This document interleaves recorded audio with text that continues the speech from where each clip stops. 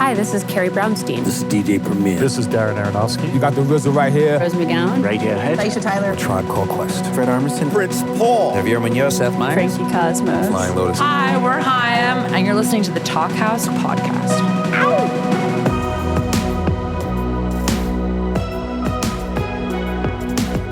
Hello and welcome to the Talkhouse podcast. I'm Josh Modell. On this week's episode, we've got two guys who've known each other for decades and who have a popular podcast, a post-hardcore band, and a new novel between them.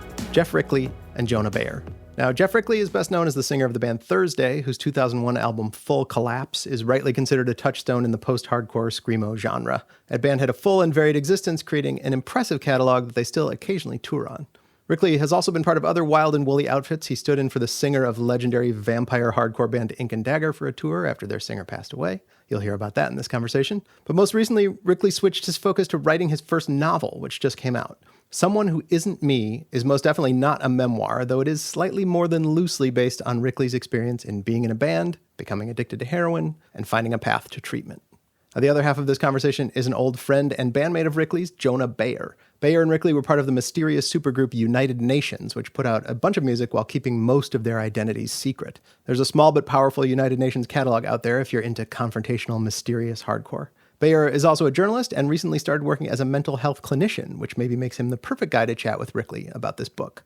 Oh, and Bayer also hosts a really fun podcast with his sister Vanessa Bayer of Saturday Night Live fame called How Did We Get Weird that just launched its third season. Definitely check it out. In this chat, Bayer gets deep with Rickly about Someone Who Isn't Me, diving into the odd structure of the book, whether it made sense to fictionalize his friends, and how to dramatize a psychedelic trip. The two also talk about how pharma bro Martin Shkreli fits into Rickly's story, how Ink Dagger deserves more recognition, and about a Kurt Cobain dream that Rickly once had. Enjoy.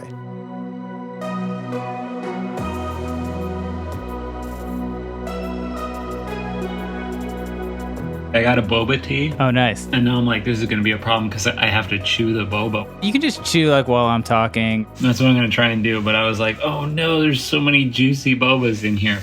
I ordered it and was like, I can get it before the podcast starts. But yeah, let's see. Jonah, how long have we known each other? I actually know exactly how long we've known each other because we met on the 2002 Warped Tour. So that's 21 years. 21 years because I graduated, and the summer after I graduated from college, I got hired by Turner Press to work on the Warped Tour. Because Thursday was on that. Was that the first Warped Tour you guys were on? We had done a couple dates on the 2001, okay. But like very much as a, you know, just like those weird bands that they let have a few shows or whatever. We were one of those. Although I will say that like we kind of destroyed the small stage that they put us on, which was a lot of fun back then. And then yeah, ended up on the whole thing that year. So 21 years. So I'd like almost pretty much like half our lives. I remember meeting you then as a writer. You were a writer and you were on the bus with a young woman who I ended up marrying. And so like I was always, you know, coming by your bus to see both you and her. Yeah, the sponsor buses. Yeah, that was serious. But yeah, and so yeah, then, you know, you worked with my previous band, The Love Kill, and then obviously we've been playing music together as United Nations. And so, yeah, it's been a lot. A long and storied friendship. That is, I think, is a good segue into this book because it was so, I think it's such an incredible book. I'm almost done with reading it the second time. And oh, shoot, that's nice. Yeah. Well, you know what's really interesting is the second time through it, I picked up a lot more on the humor. Like, obviously, it's dealing with very serious content and it's, you know, a very literary work, but there are a lot of really funny moments in it that maybe I didn't pick up on the first time. Oh, good. Yeah, everybody should read it twice, definitely.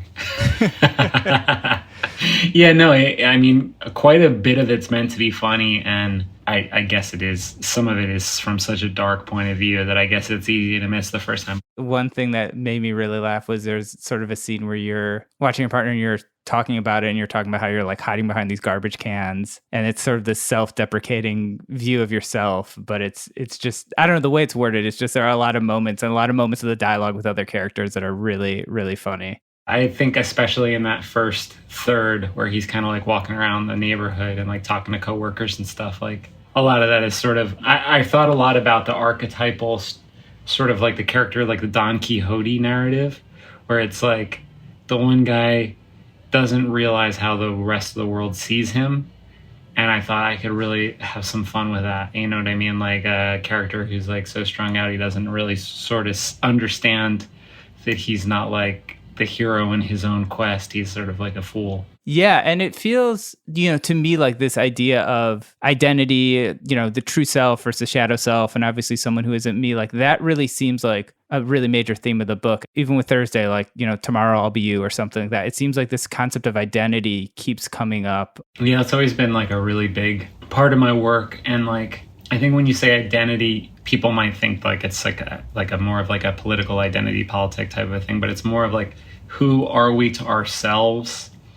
Who is the projection that we see when we imagine ourselves versus the other layers of us that are underneath the base layers and the animal self and the ego and the id and all that kind of stuff, layer upon layer upon layer. Like even the cover art of the book kind of has this like fractured view of a face that's layered on top of itself a bunch of times. And when I saw the cover, I was like, that's it. And yeah, that's like it is a big part of a lot of my songs. Ladies and Gentlemen, My Brother the Failure, the Thursday song is like about these two brothers that are, becomes increasingly likely as the song goes on that both of them are the same person. I've just always found fascinating, the light side, the dark side, like all of it complicating each other. And this book was sort of like let's explode that a million times. I love that cover of the Black Flag album where he's like punching the mirror and it's like all like so many different fragments of the same face. There was like a lot of that kind of work going on in the book. You know what I mean? It's like, let's explode like what a self is and view it from all these different angles, which also at times, I'm sure you can imagine this when you're inside it and working on it. I would think like, oh my God, like how far up my own ass am I crawling? It started to feel a little scary at times because I thought, am I going the wrong direction really far? You know what I mean? Instead of just Right. like a little detour into the wrong direction, is this like, did I take the one path and decide I'm going to live on it forever? And that was the wrong path.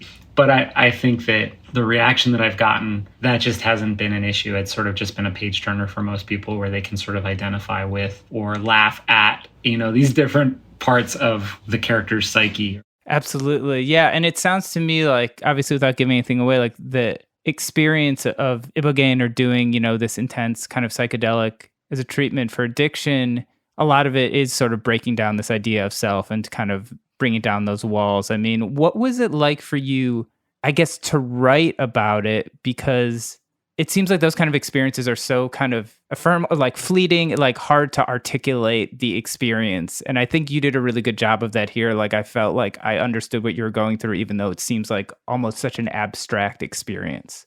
Yeah, and that was a huge like part of the book, was figuring out the answer to that problem. First of all, at some point I thought, oh no, like you're not supposed to tell people your dreams. And I've got 100 pages in the center of the book that's all dreams. Like this is like, that was another one of those ones. Like, am I really going the wrong direction? Like I'm breaking a whole lot of conventional rules right now. And I had this strong feeling that it was working anyway. It was like, maybe these are some rules I got to break right now. But it still was a concern. When I'm spending 5 years making the book, like you spend 5 years and get it that wrong. It's like, it's a big swing and a miss. You know what I mean? That's like a chunk of your life right there, 5 years. So yeah, it was really tough to figure out exactly how to go about dramatizing the trip.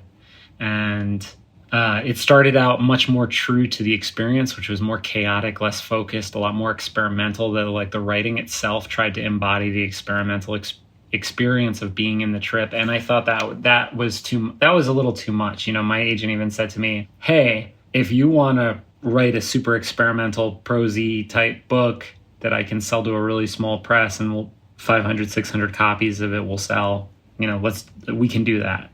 You just let me know that that's what you want.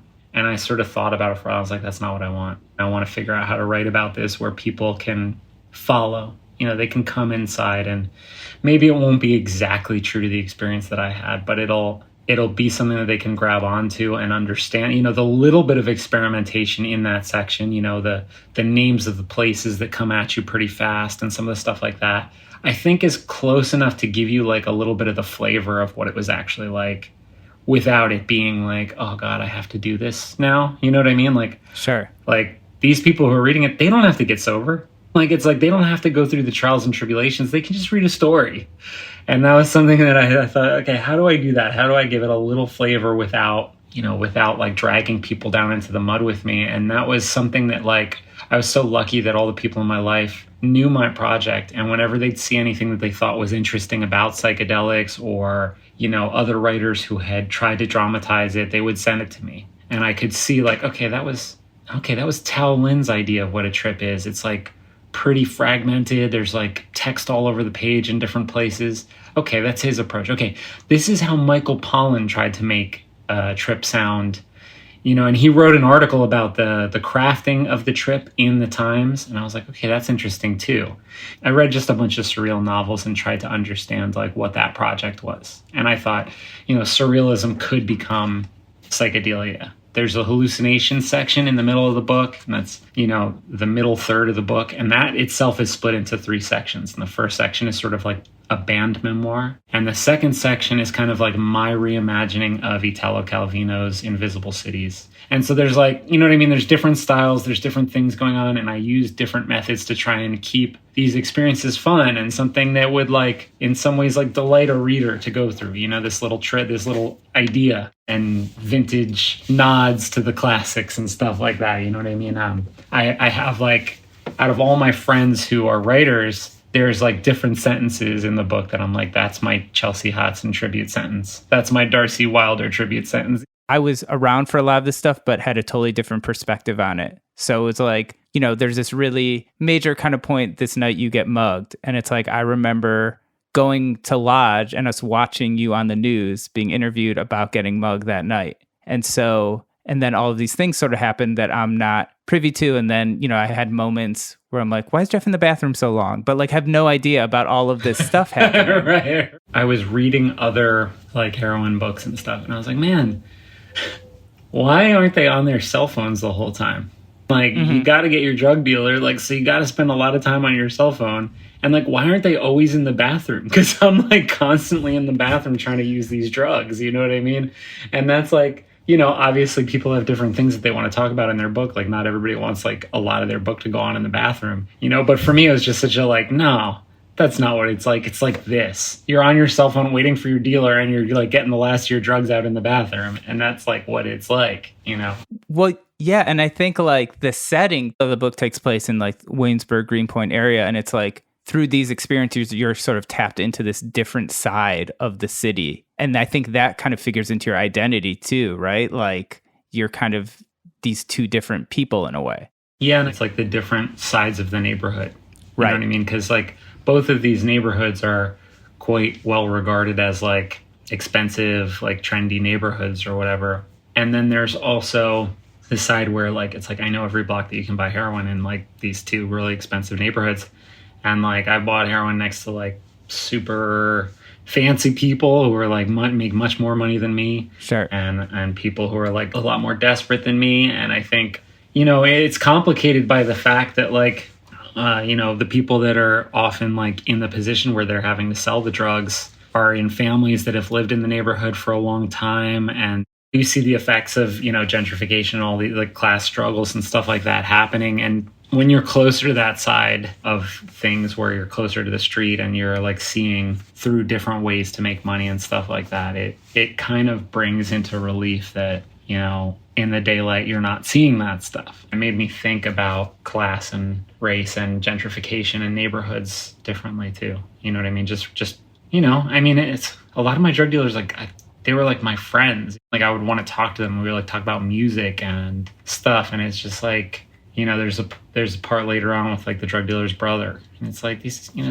it's interesting. I think both drug use and recovery have this way of breaking through those boundaries a little more. Like in a lot of the meetings that I go to, it'll be like a banker who's like talking about his bottom. It's like, I almost lost my job, and then the guy next to him is like, yeah, I was in jail for 20 years. So, but here we all are in this meeting together, but we've, faced different consequences for being different demographic groups, So it's like, there's a lot of stuff complicated in there. I didn't want to put that into the book too heavy-handedly. I just wanted to sort of acknowledge that it was there a little bit and sort of pass through those things. What about the decision, to use people's real names? Like, obviously, we know like Norman or Steve or Liza. I mean, did you think about like, using aliases or transparent, like, because it feels, to me, it feels very kind of authentic. You're actually naming these people, describing them, even someone like Martin Shkreli or something. What was the decision like to use people's actual names? Yeah, it was a tough one, to be honest. Like, I'm not famous, but to a certain extent, I have had a public-facing profile or whatever, you know what I mean? And to the extent that anybody who reads it would see, like, fake names, they'd be like, so that fucking band, whatever it's called, that's Thursday, obviously. Right. And the fucking tall guitar player with the long hair is obviously Tom, you know? So at what point is it, like, more insulting to make a caricature out of their characters than it is to sort of acknowledge that, like, these are all the names, but this is fictional, and these people are not really like that. Like, if you see in the acknowledgments, there's sort of a, like, tacit, like, I flipped genders on characters, even names, like I had, like, you know, I like literally had to cut Andrew out of the book because everybody agreed there were just too many white guys with normal names in my book. It was impossible to tell them apart. And I made a joke out of it in the Tim, Tom, and Tucker section. But, like, literally, like, I even thought about cutting Tim because I was just like, I just don't know if I can, like, this book isn't about the band. And if I try and dramatize each of these characters, they seem flatter and flatter. And, like, the pitch doctor in the studio section is our dearly departed friend Tim Gillis, who was Thursday's first mix engineer and the owner of the studio and all that stuff.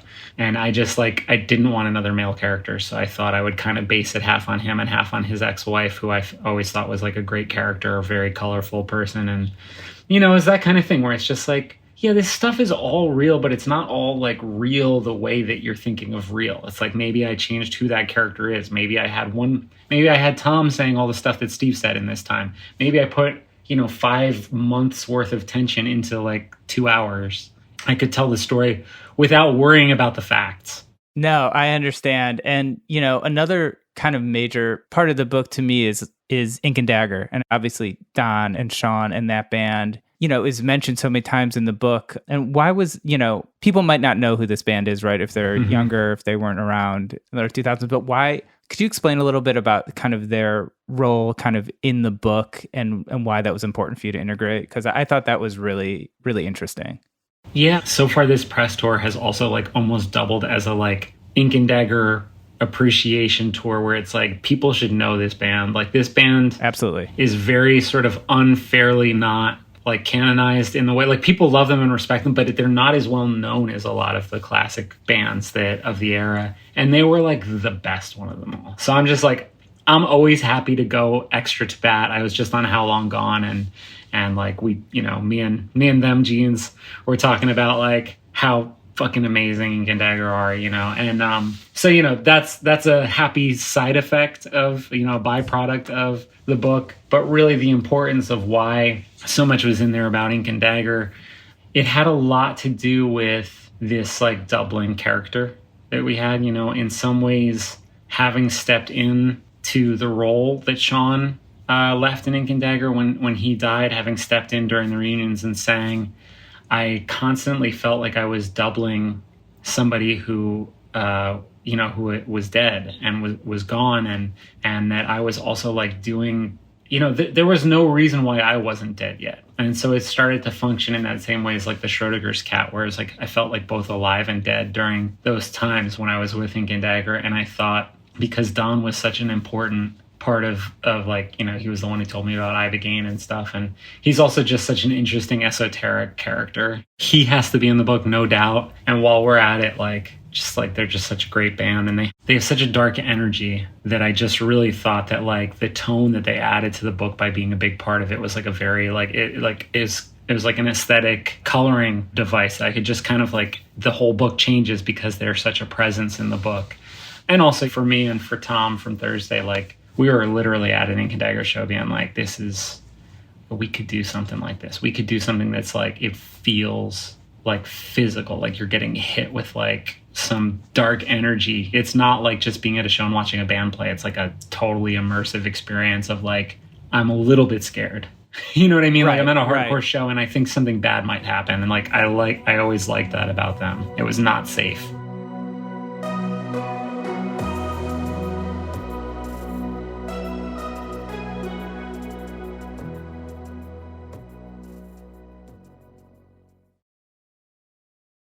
there's so many moments about you kind of being on stage performing and sort of like the rush of energy, the sound. Like I feel like that's so described in such a sensory way, really paralleled with sort of the drug experiences.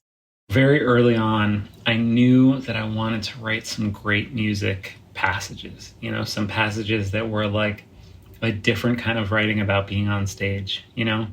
But I didn't know exactly how I would get to a different place than other people had been.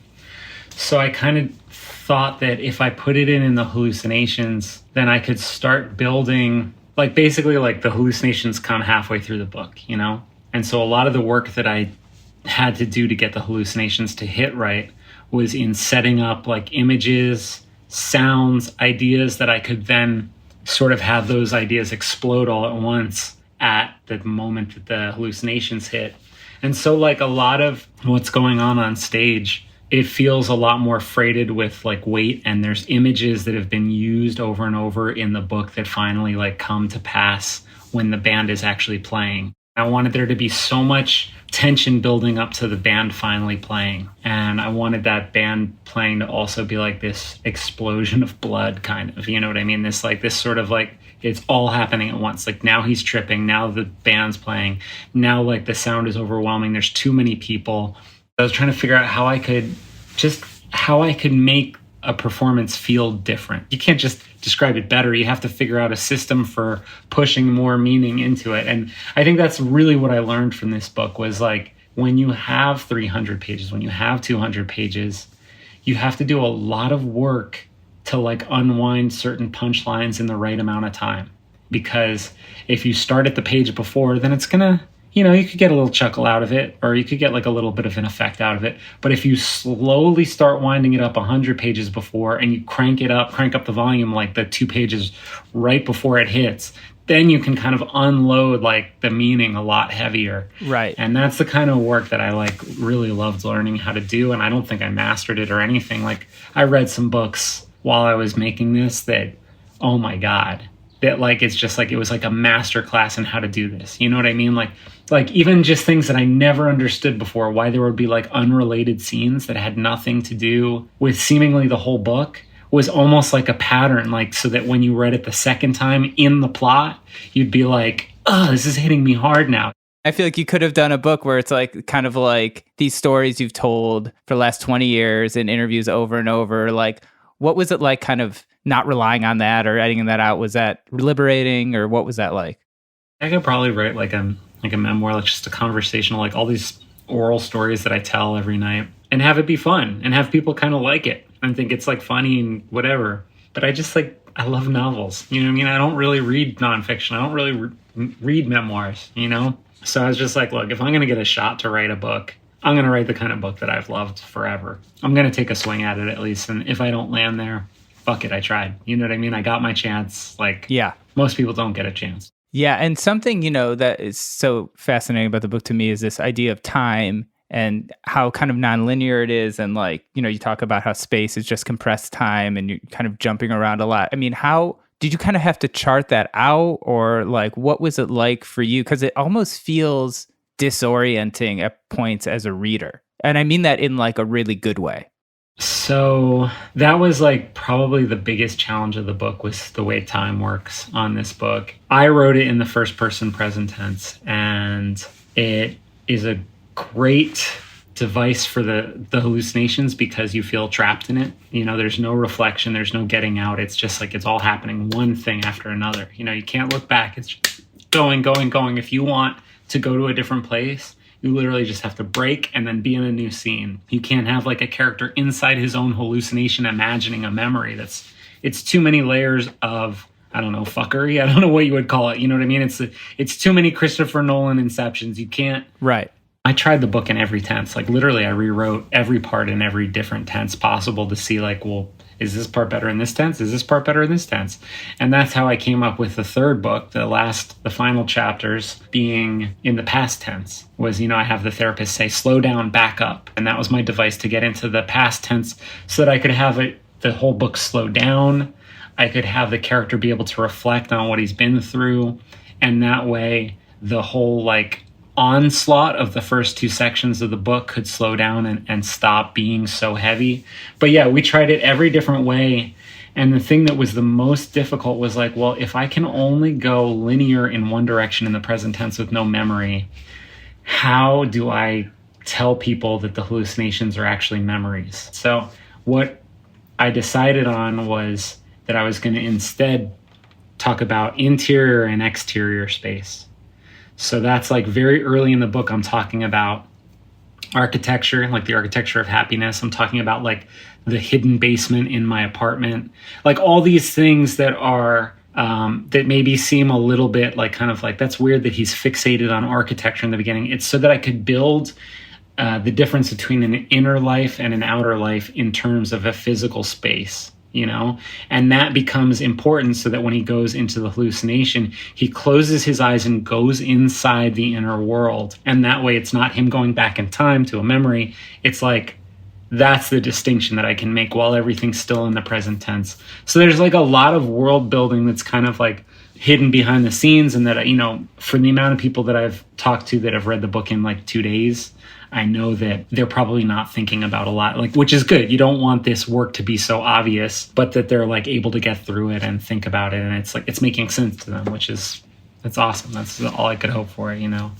I really would love to see like a Darren Aronofsky like version of this book. I feel like it would be so interesting to see like a visual representation. Is that something that's in your mind at all when you're writing, or does that come in later? The visual representations in my mind, I drew maps for the book, and the most helpful map was the map of Dante's Inferno. There's like a visually like drawn Renaissance depiction of the circles, the 9 circles, and they're like, each one goes a little further into the ground or whatever, or further down into hell or whatever it is. And that structure was very helpful for me, like thinking about it in terms of like sections of 3. So the whole book has 3 sections, and then the hallucinations have 3 sections, and then each of the hallucinations is actually, can break them down 3 more times. So like all of it is kind of in that divine comedy, like trios of everything in the book. And I really did have to map it quite a bit because, you know, I had this idea of a structure that was nested rings. So it was like a record,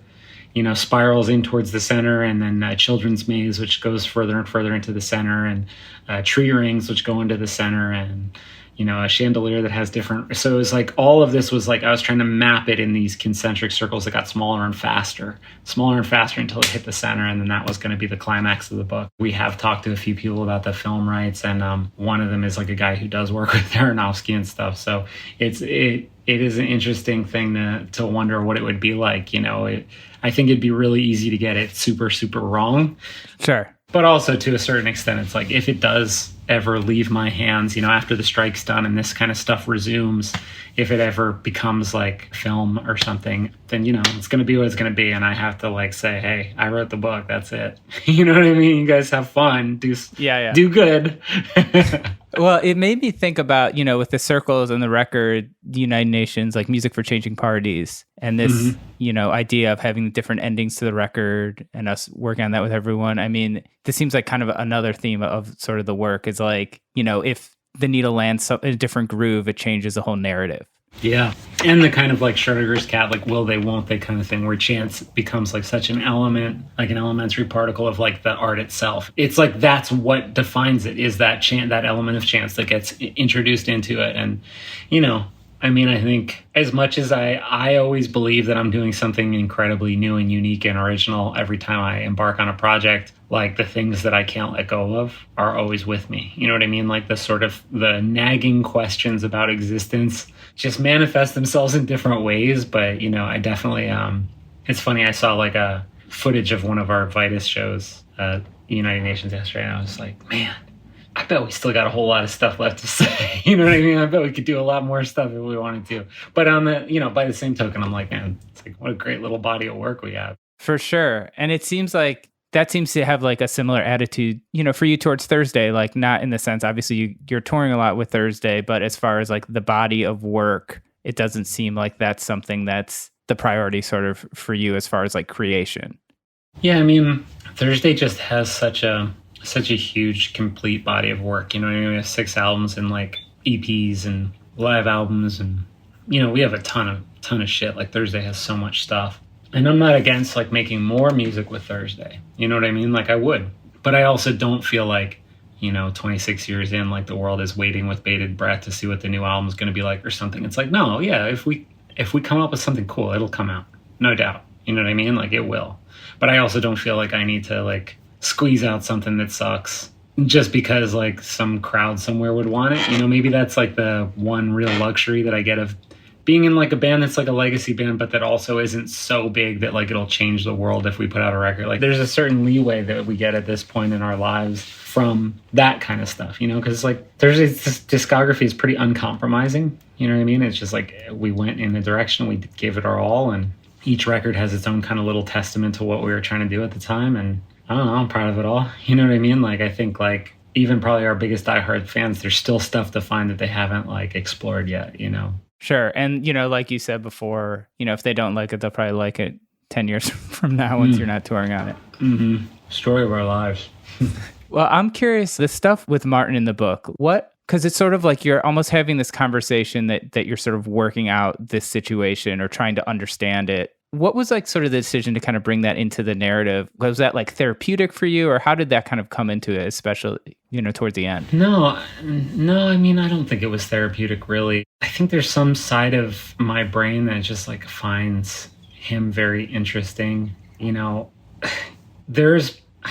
so hard to talk about because it's such a charged subject. You know what I mean? Sure, I think sure. Like when somebody sort of like spectacularly becomes like a supervillain and becomes like, what they call the main character on Twitter or whatever, then you kind of have to like have a take or whatever, like you pick a side or whatever, that's not so interesting to me. But the fact that like this is somebody that I knew a little bit as like a person, right? And a person who like I had seen do a bunch of altruistic things and who treated me very kindly and very fairly when I had been in so many situations with business partners who didn't do that.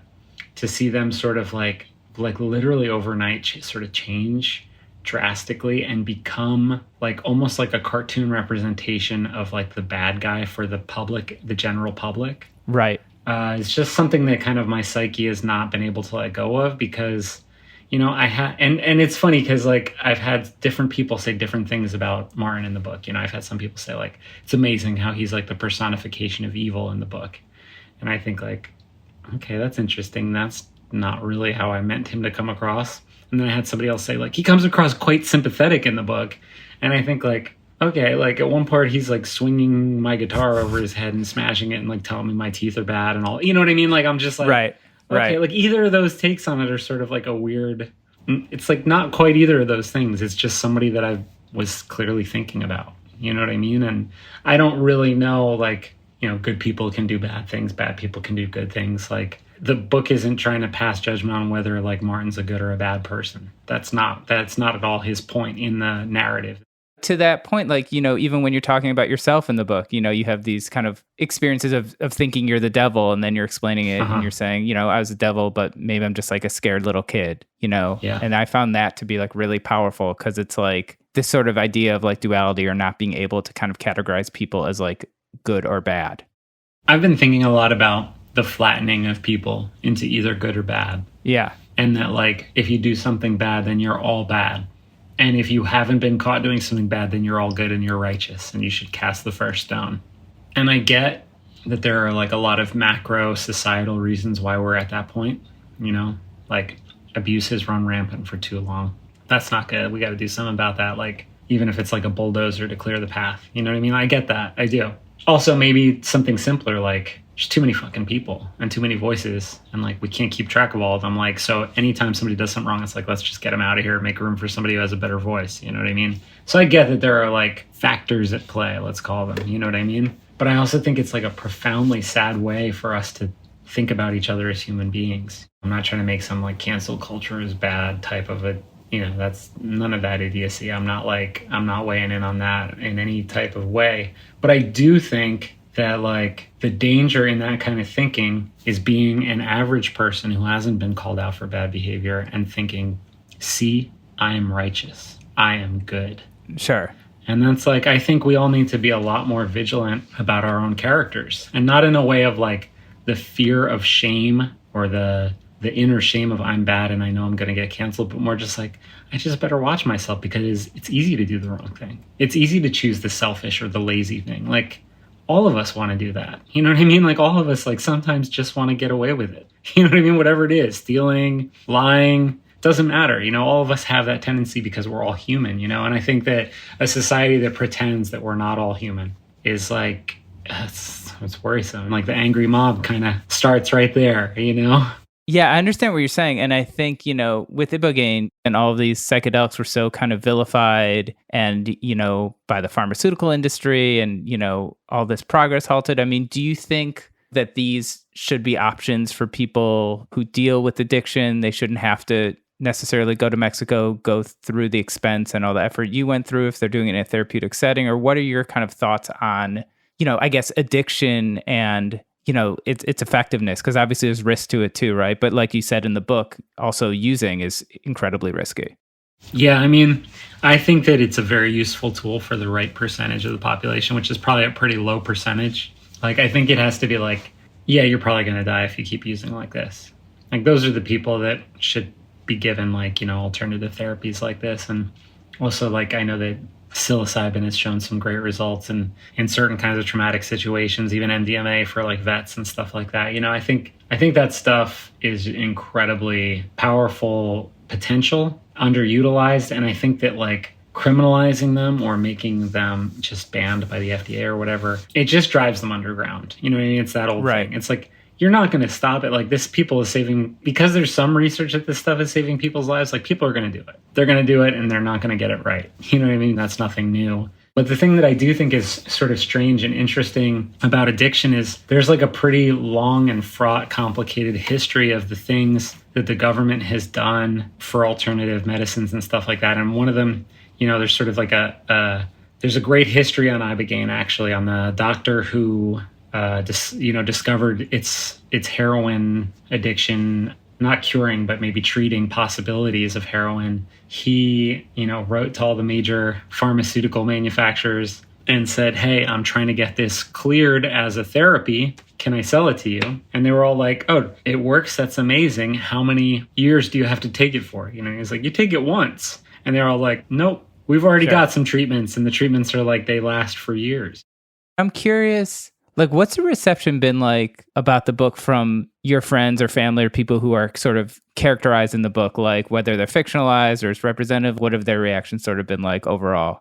I mean, it's been pretty positive, I think, generally. My parents love the book. They're in there. Liza loves the book. She's in there. And my various band members have seemed to like the book, or at least been cool with it.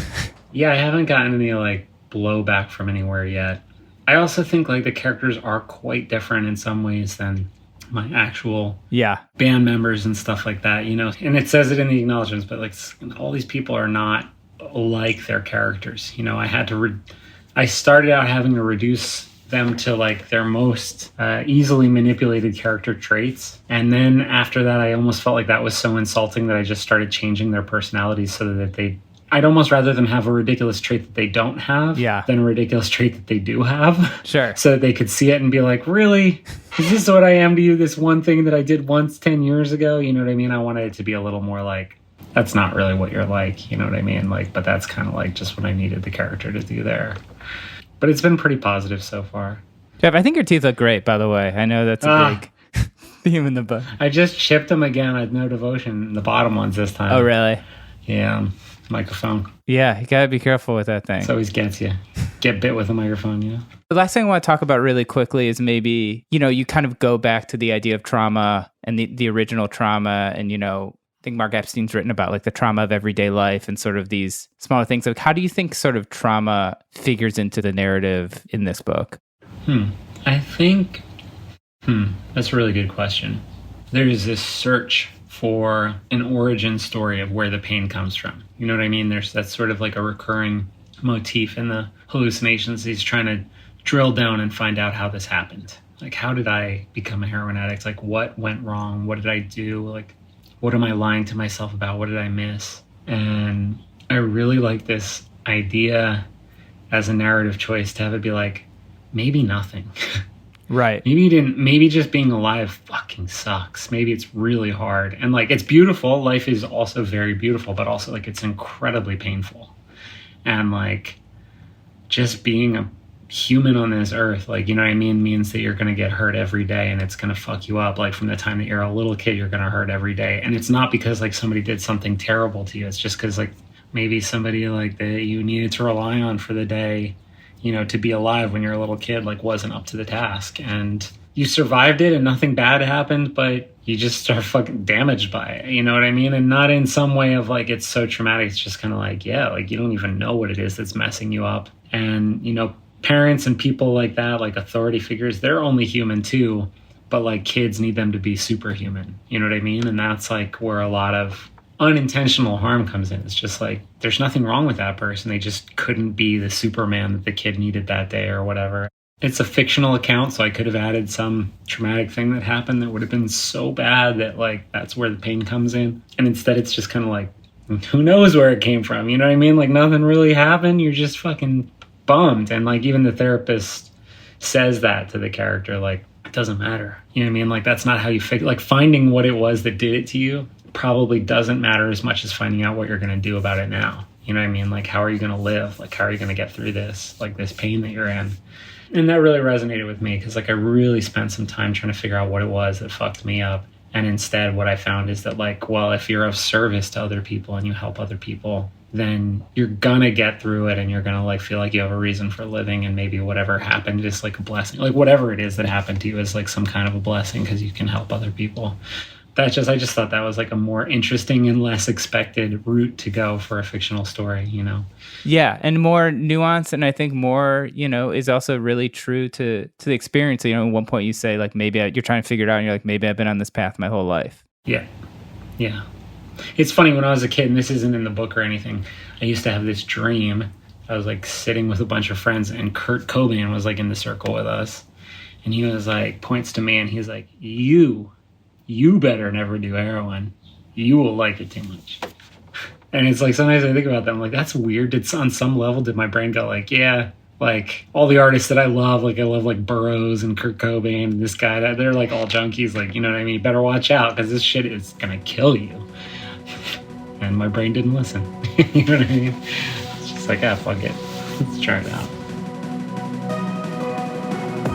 Thanks for listening to the Talkhouse podcast, and thanks to Jonah Bayer and Geoff Rickly for chatting. If you like what you heard, please follow Talkhouse on your favorite podcasting platform and check out all the goodness at talkhouse.com. This episode was produced by Myron Kaplan, and the Talkhouse theme is composed and performed by The Range. See you next time.